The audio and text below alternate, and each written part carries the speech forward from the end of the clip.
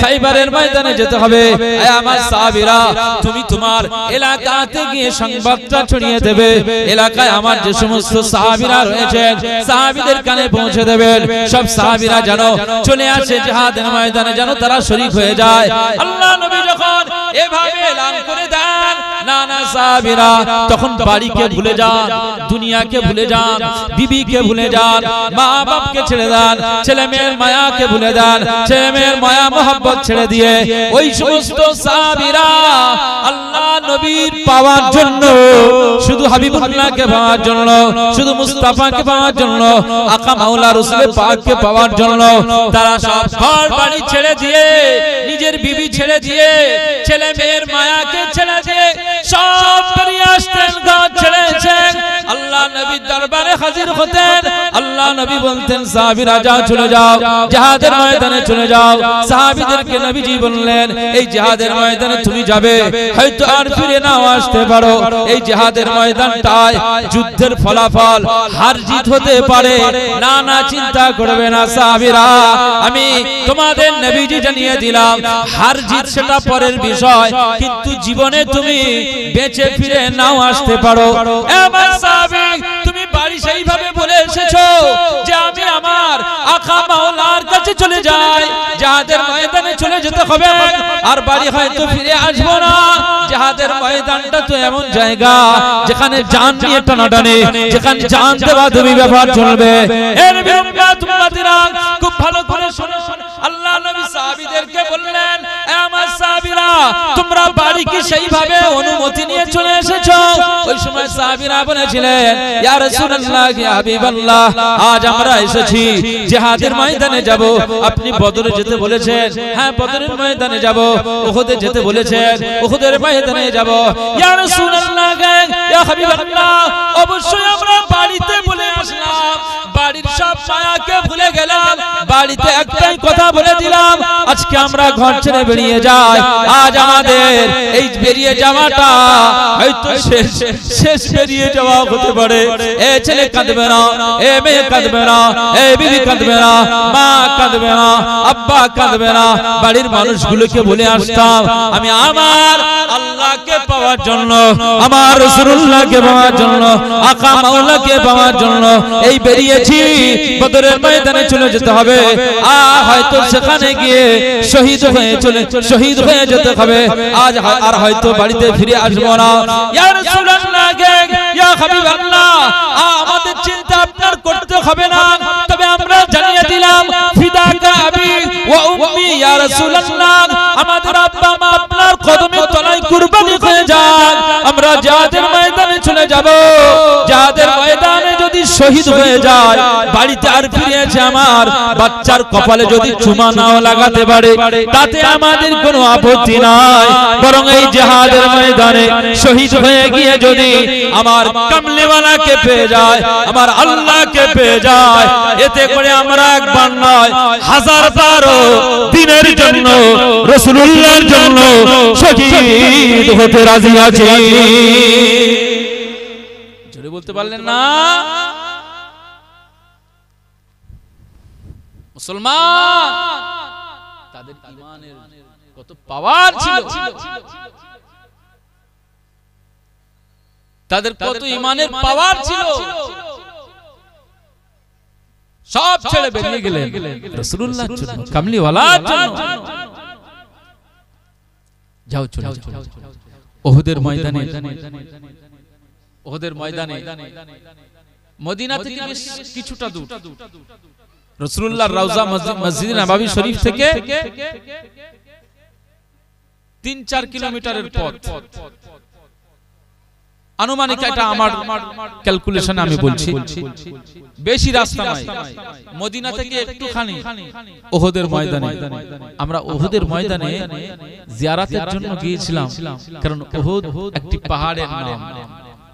৭.৫ kilometre লম্বা area, ৭.৫ kilometre ৮ kilometre এমন লম্বা একটি পাহাড়। ওই পাহাড়ের পাদদেশে এই জিহাদ হয়েছিল। এই জিহাদটাকে উহুদের জিহাদ বলা হয়। একবার জোরে বলুন সুবহানাল্লাহ। ওই ওহদের ময়দানে আমরা সব জিয়ারতের জন্য গিয়েছিলাম। ওহদ পর্বত, রাসূলুল্লাহ বলেছেন ওহদ পর্বতটাকে কেন্দ্র করে পাহাড়, আমরা দার্জিলিং এ যাই, কাঞ্চনজঙ্ঘাতে যাই, হিমাচল প্রদেশের সিমলা, মানালিতে বিভিন্ন জায়গায় আমরা পাহাড় পর্বত দর্শনের জন্য যাই, পাহাড়ে আমরা উঠি। কাশ্মীরে যাই, পাহাড় পর্বতে আমরা উঠি না পাহাড়ে উঠি।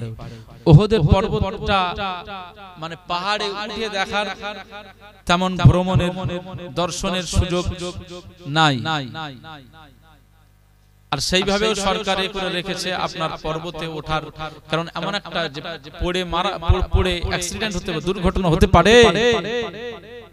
হাজিরা মোহাম্মতে ওহদের ময়দান, ওহদের পাহাড়ে উঠে পড়বে, কারণ রাসূলুল্লাহ বলেছেন আমি এই ওহদ পর্বতটাকে আমি রাসূলুল্লাহ ভালোবাসি, আর ওহদ পর্বত আমি রাসূলুল্লাহকেও ওহদ পর্বত ভালোবাসি। একবার জোরে বলুন সুবহানাল্লাহ। সম্ভবত একটা বর্ণনায় এসেছে ওহদের উপরে রাসূলুল্লাহ যখন কদম রাখলেন, ওহদ পর্বত নড়াচড়া হচ্ছে। একজন সাহাবী বলছেন, এই পাহাড় থেমে যাও, তুমি কামলিওয়ালা তোমার বুকে পা রেখেছে, আর তুমি এরকম নড়াচড়া করছো, মুস্তাফা সাথে তুমি বিয়াদবি করছো। ওই সময় ওহদ পর্বত বলেছিল, না আমি বিয়াদবি করছি না, আমি আমার রাসূলকে ভালোবাসি। আমার বুকে, আমার পিঠে আমার কামলিওয়ালা দো জাহানের বাদশা তিনি কদম রেখেছেন, তাই আমি খুশিতে আনন্দে নড়াচড়া করছি। একবার জোরে বলুন সুবহানাল্লাহ। সেই ওহদের ময়দানে যুদ্ধ হয়েছিল। এই যুদ্ধের ফলাফলটা প্রথম সময়ে একটু সিদ্ধান্তের রাসূলুল্লাহর কথাটাকে সাহাবীদের একটু বিস্মৃতি হয়ে গিয়েছে। রাসূলুল্লাহ একটু নিষেধ করেছিলেন, কিন্তু সেই নিষেধটা বিস্মৃতি হয়ে গিয়েছিল। রাসূলুল্লাহ বলেন যে যত যুদ্ধের ফলাফল যাই হোক না কেন, তোমাদেরকে এই 50 জনের দায়িত্ব দিলাম, তোমরা এই জায়গায় দাঁড়িয়ে থাকবে, খবরদার এই পাহাড় থেকে নামবে না। আমি নবীজি যখন বলবো তখন নামবে। কিন্তু এই 50 জন সাহাবী যখন দেখলেন যে মুসলমানরা বিজয় হয়ে গেলে, কাফেররা পালিয়ে গেলে, ওই ওহদের ময়দানে যে মাল সামান, কাফেরদের যে সমস্ত মাল সামান নিয়ে এসেছিল, তলোয়ার, উট, প্রাণীগুলো, এই মাল সামানগুলো ফেলে চলে গেছিল। এটাকে আরবি ভাষায় বলে গনিমত। কি বলে? গনিমত। গনিমতের মাল ইসলামে আমার আল্লাহ হালাল করে দিয়েছে। একবার জোরে বলুন সুবহানাল্লাহ। সাহাবীরা দেখলেন যে গনিমতের মালটা পড়ে রয়েছে, ওই 50 জন নিচে নেমে এসেছে।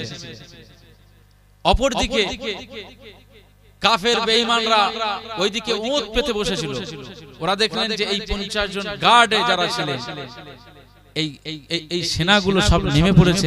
এই সুযোগে ওই দিক থেকে যখন হামলা করলেন, তখন বেশি রক্তক্ষয়টা বেশি হয়ে গিয়েছে। সেখানে সাহাবীদের ব্লাড জমিনে লুটে গিয়েছে। ওহদের ময়দানে 70 জন সাহাবীরা শহীদ হয়েছিলেন, একদম গ্রাউন্ডের মধ্যে আছে। সেখানে আমির হামজা, রাসূলুল্লাহ চাচা, নিজের চাচা,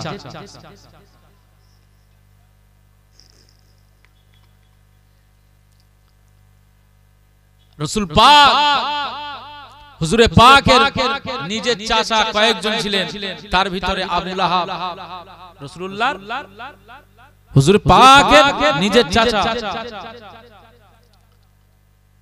আবু তালিব নিজের চাচা, আমির হামজা রাদিয়াল্লাহু তাআলা আনহু নিজের চাচা, হযরত আব্বাস ইবনে আব্দুল মুত্তালিব রাদিয়াল্লাহু আনহু নিজের চাচা। আবু জাহাল কিন্তু নিজের চাচা নয়, আবু জাহাল নিজের চাচা নয়। চাচা নিজের চাচা হতেন আমির হামজা। ভাইপো রাসূল হয়েছে, ভাইপো রাসূল হয়েছেন, হুজুর হয়েছে।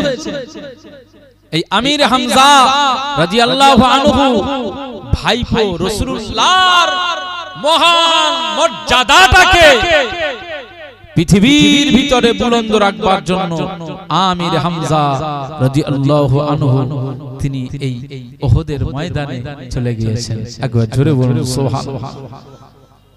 আমির হামজা চাচা নিজের ভাইপোর জন্য গিয়েছেন। আল্লাহু আকবার। সাহাবীদের অনেক সাহাবীরা সব শহীদ হয়েছেন, তাদের ভিতরে হযরতে হামজা রাদিয়াল্লাহু আনহু কে বলা হয় সাইয়্যিদুশ শুহাদা। সাইয়্যিদ মানে কি বলেন?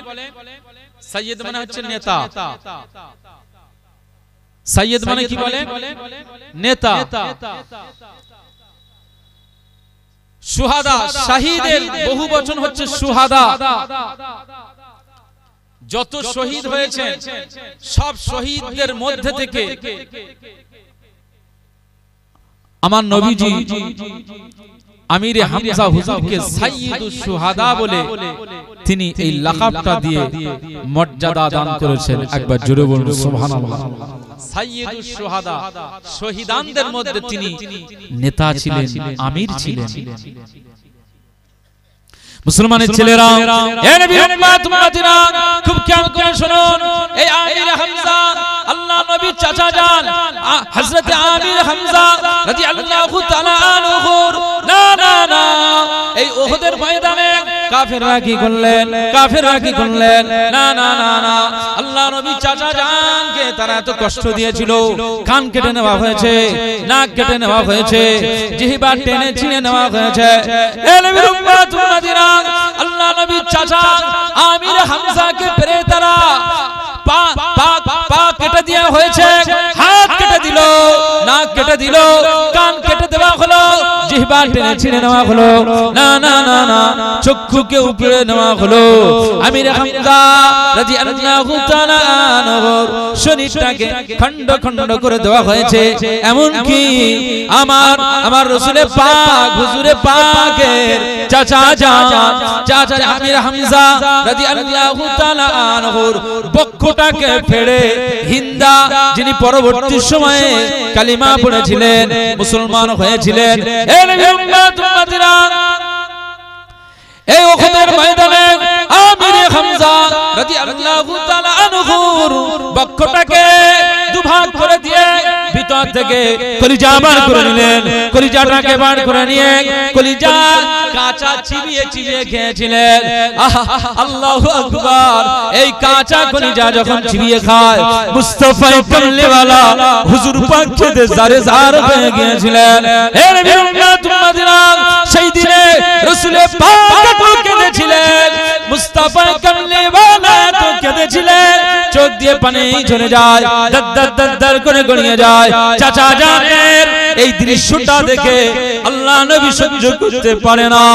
আল্লাহ নবী সেই সময় ঘোষণা করে দিয়েছিলেন, না না না না না আমার চাচা জানকে আমি মদিনাতে নিয়ে যাব, মদিনাতে নিয়ে যাব। বাকি সব শহীদ আনসারীদেরকে উহুদের ময়দানে তাদেরকে দাফন করা হবে।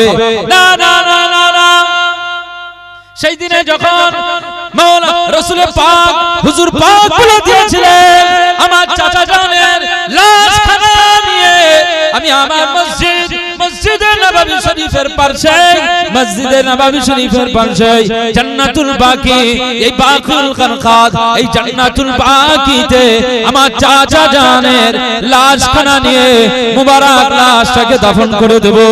যখন কামলিওয়ালা এই ঘোষণা করে দিয়েছেন, সাহাবীরা তর্জন শুরু করলেন, না না না সেই সময় উহুদ পর্বতের কথা বলছিলাম।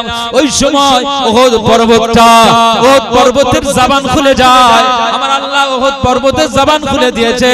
এই সময় উহুদ পর্বত বলেছিল, ইয়া রাসূলুল্লাহ ইয়া হাবিবাল্লাহ হুজুর আজ আমি উহুদ পর্বত আপনাকে অনেক ভালোবাসি, আপনাকে অনেক মহব্বত করি, আপনি আমাকে ভালোবাসেন।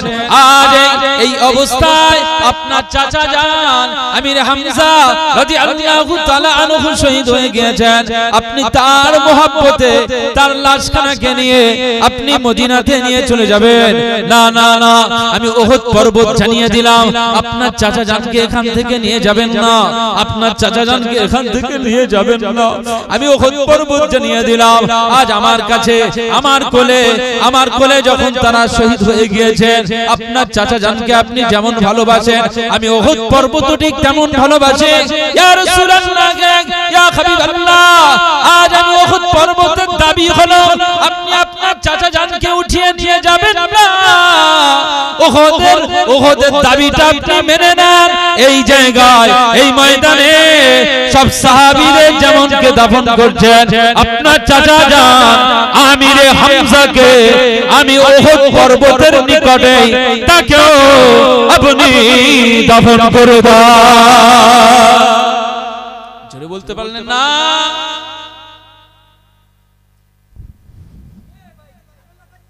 আমিরে হামজা রাদিয়াল্লাহু আনহু,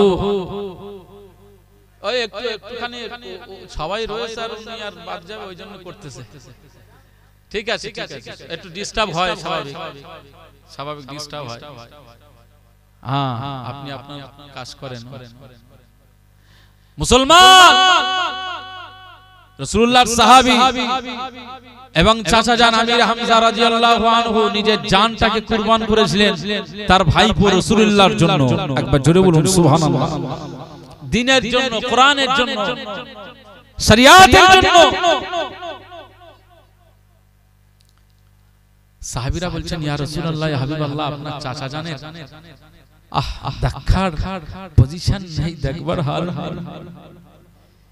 একদিকে পা, একদিকে হাত, নাক একদিকে চলে গেল, একদিকে জিহ্বা, একদিকে চোখ।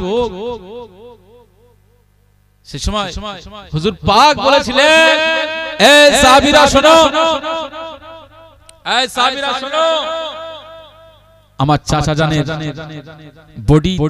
বডির কাছে তোমরা সব যেগুলো অঙ্গ প্রত্যঙ্গগুলো যেগুলো ওনারা সব শহীদ করেছেন, সেই হাতটা যে জায়গায় ছিল সেই জায়গায় লাগিয়ে দাও, যেখানে চোখটা চোখের জায়গায় দিয়ে দাও, জিহ্বার জায়গায় দিয়ে দাও, পা পায়ের সাথে ফিট করে দাও। তোমরা আমার চাচা জানের লাশটা কেমন করো। মুসলমানের ছেলেরা, এ নবী উম্মত উম্মতিরা, খুব খেয়াল করে শুনুন। সেই দিন উহুদের ময়দানে আমির হামজা রাদিয়াল্লাহু তাআলা আনহু হুজুর পাকের পা কাটা হয়ে গিয়েছিল, ওই পা মুবারকটা পায়ের সাথে লাগিয়ে দেওয়া হলো, কানের জায়গা লাগিয়ে দেওয়া হলো, চোখের জায়গা লাগিয়ে দেওয়া হলো, নাকের জায়গা লাগিয়ে দেওয়া হলো, হাতের জায়গা লাগিয়ে দেওয়া হলো। না না না, যখন শরীরের সাথে ভাবে লাগানো হয়, আমার আল্লাহর হুকুমে হাত শরীরের সাথে সেট হয়ে যায়, চোখের জায়গায় সেট হয়ে যায়, কানের জায়গায় সেট হয়ে যায়, নাকের জায়গায় সেট হয়ে যায়। এর বিরুদ্ধে উম্মতিরা, আমার আল্লাহ পাক আমির হামজা হুজুরের লাশখানাকে উহুদের ময়দানে বিচ্যুতি যাতে না হয়, সেই জন্য তার অঙ্গ প্রত্যঙ্গের প্রত্যেকটি অঙ্গ প্রত্যঙ্গ সাহাবীরা যখন তার শরীরের সাথে লাগিয়ে দিয়েছে, আমার আল্লাহ শরীরের সাথে অঙ্গ প্রত্যঙ্গগুলোকে সেট করে দিয়েছে।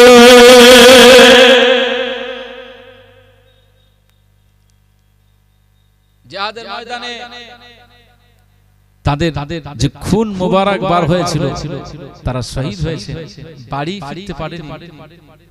চিন্তা করে, শহীদ হওয়া অত সহজ নয়। আল্লাহর জন্য যারা শহীদ হয়েছেন, আমার আল্লাহ তাদেরকে দরজা দিয়েছেন।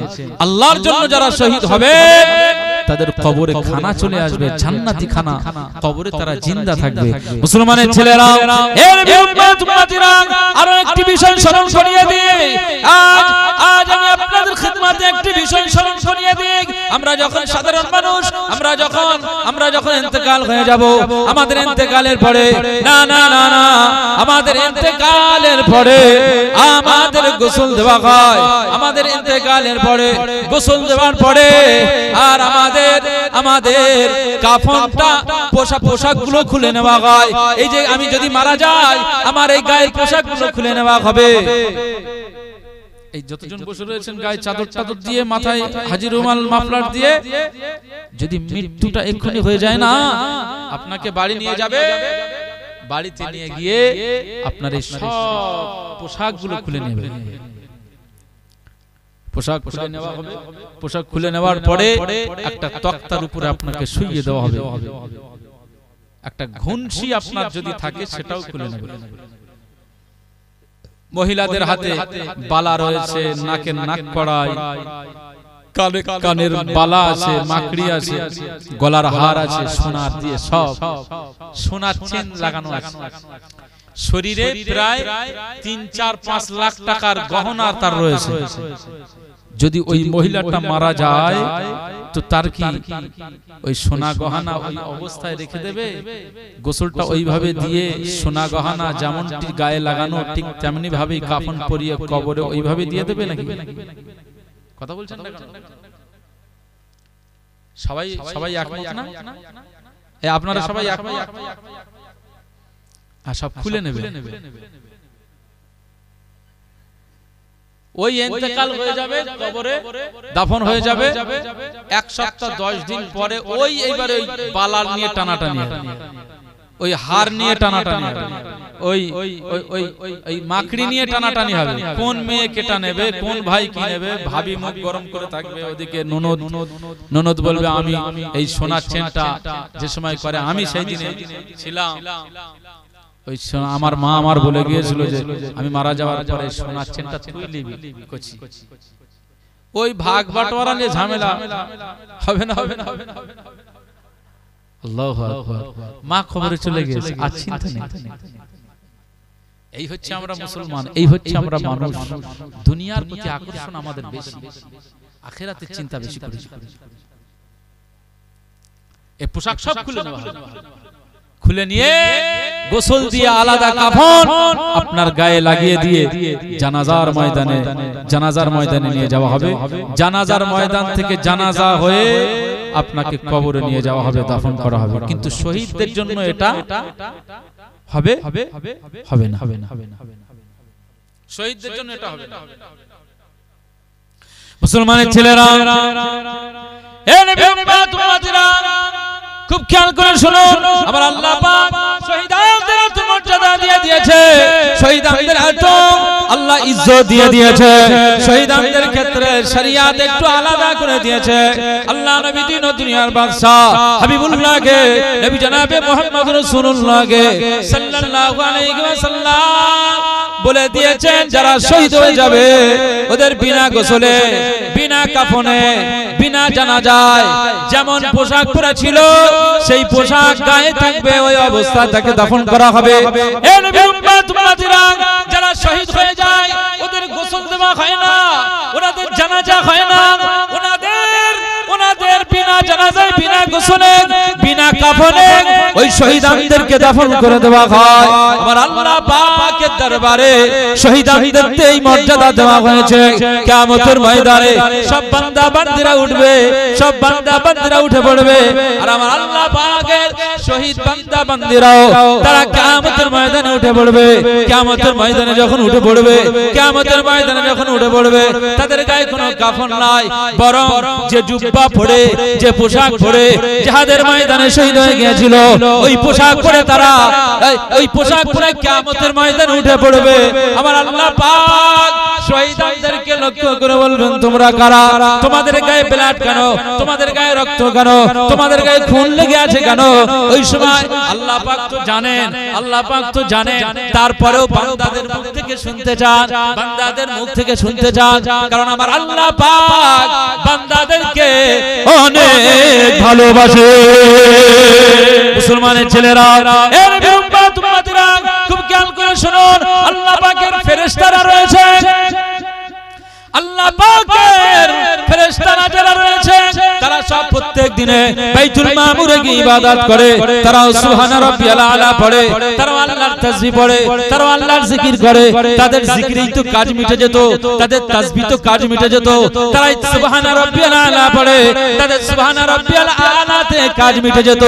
না না না, আমার আল্লাহ পাক ফেরেশতাদের জবান থেকে শোনার পরেও না না, আমার আল্লাহ বান্দাদের দিকে তাকায়। আমার বান্দা বান্দীদেরকে আমি আল্লাহ পাঠিয়ে দিয়েছি দুনিয়ার জমিনে। আমি আল্লাহ এই বান্দাদেরকে মাটি থেকে বানিয়ে দিলাম। এই বান্দাগুলো যখন সুবহান রাব্বিয়াল আলা পড়ে, আমার আল্লাহ পাক বলে দিয়েছে এই সমস্ত বান্দা বান্দীরা যখন সুবহান রাব্বিয়াল আলা পড়ে, এদের জবান দিয়ে যে সুবহান রাব্বিয়াল আলাটা পাওয়া যায়, আমার আল্লাহ পাক বলে ফেরেশতাদের থেকেও আমার মাটি তৈরি করা বান্দাদের জবানে সুবহান রাব্বিয়াল আলাটা আমি আল্লাহ পাকের দরবারে ভারী হয়ে যায়। আল্লাহু আকবার, আল্লাহু আকবার, আল্লাহু আকবার। মুসলমান বান্দাদের জবান থেকে আল্লাহ শুনতে চান। কিয়ামতের ময়দানে আল্লাহ পাক এই কিয়ামতের ময়দানে শহীদদেরকে জিজ্ঞেস করবেন, তোমাদের গায়ে রক্ত লেগে আছে, কি ব্যাপার? হ্যাঁ, সেই সময় শহীদান বান্দারা বান্দীরা বলবেন, আল্লাহ পাক দুনিয়ার জমিনে আল্লাহ আপনি পাঠিয়েছিলেন, কিন্তু নিজের শরীরের চর্চা আমরা মোহাব্বত করি না। আমরা আমাদের এই দেহখানাটা আল্লাহ আপনার দ্বীনের জন্য, আপনার মহব্বতে, কামলিওয়ালার মহব্বতে, রাসূল পাওয়ার জন্য, নবী পাওয়ার জন্য, হুজুর পাককে পাওয়ার জন্য, আল্লাহ আপনাকে পাওয়ার জন্য এই জীবনটাকে আপনার জন্য কুরবান করে দিয়েছিলাম। একবার জোরে বলুন সুবহানাল্লাহ। তাই আমাদের এই পোশাকে রক্ত, সেই রক্তখানা লেগে আছে, খুন মুবারক লেগে আছে। আল্লাহ পাক বলবেন, কি পুরস্কার চাও বলো? কিয়ামতের ময়দানে আল্লাহ শহীদদের কি বলবে যে আল্লাহ তোমরা যে নিজেদের জীবনটাকে কুরবান করেছিলে, দুনিয়ায় জীবনের পরোয়া করো নাই, জীবনের মোহাব্বত করো নাই, আজকে কিয়ামতের ময়দানে এই জীবনের পরিবর্তে যে কুরবান করেছো, এর জন্য কি তোমাদের পুরস্কার লাগবে বলো? আল্লাহু আকবার। সেদিন শহীদানেরা কি জবাব দিবে? কি জবাব দিবে সেদিনে শহীদানরা আল্লাহ পাকের দরবারে বলবেন, আল্লাহ পাক এই জীবনটা আপনার জন্য যেমন কুরবান করেছি, আমাদের পুরস্কার আমরা চাই না। এই রকম জীবন যদি আবার আমাদেরকে ফিরিয়ে দুনিয়াতে ফিরিয়ে দেন, এরকম জীবন দিয়ে যদি আবার আমাদেরকে দুনিয়ায় ফিরিয়ে দেন, এই দুনিয়াতে ফিরে যাওয়ার পরে আমরা দুনিয়াতে আবার আপনার জন্য আমরা জিহাদে ময়দানে দাঁড়িয়ে যাব, কাফের মুশরিকদের তলোয়ারের আঘাতে আবার আপনার জন্যই আমরা জীবন কুরবান করতে রাজি হয়ে গেছি। জোরে বলুন সুবহানাল্লাহ। আর কিছু চাই না, জীবন কুরবান করতে আমরা রাজি, শহীদ হতে রাজি। মুসলমানের ছেলেরা, এ নবী উম্মতিরা খুব খেয়াল করে শুনুন, এরকম শহীদ কিয়ামতের ময়দানে পাওয়া যাবে। কেউ আল্লাহর জন্য, আর কেউ দুনিয়ার জন্য, কেউ নাম কেনার জন্য, কেউ আল্লাহর দ্বীনের জন্য এই শহীদ পাওয়া যাবে।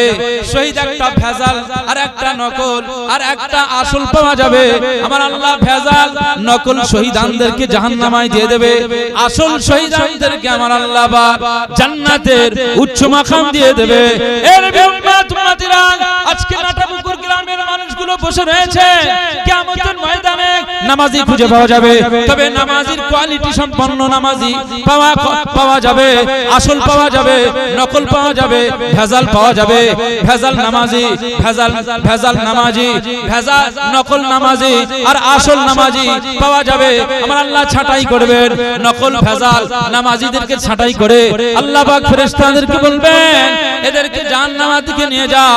আর আমার আল্লাহ পাক আসল নামাজি যারা, আসল সিজদা দেনওয়ালা যারা, আমার আল্লাহ তাদেরকে বলবে, এ নামাজি শোনো, দুনিয়ার জমিনে তোমরা আমার জন্য সিজদায় লুটিয়ে পড়েছিলে, আমি আল্লাহ পাক আজকে তোমাদের সিজদাটা কবুল করে নিলাম, যাও চলে যাও, আমি আল্লাহ তোমাদেরকে আজ জান্নাতি বানিয়ে দিলাম।